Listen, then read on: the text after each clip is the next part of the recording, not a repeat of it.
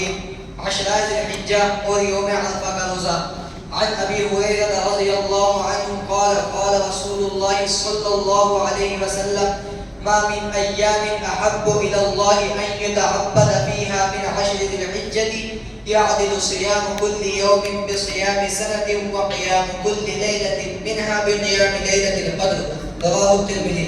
ترجمہ: حضرت ابو ہریرہ رضی اللہ عنہ سے روایت ہے کہ رسول اللہ صلی اللہ علیہ وسلم نے فرمایا کہ دنوں میں سے کسی دن میں بھی بندے کا عبادت کرنا اللہ تعالیٰ کو اتنا محبوب نہیں جتنا کہ عشرہ ذی الحجہ میں محبوب ہے، یعنی ان دنوں کی عبادت دوسرے تمام دنوں سے زیادہ محبوب ہے۔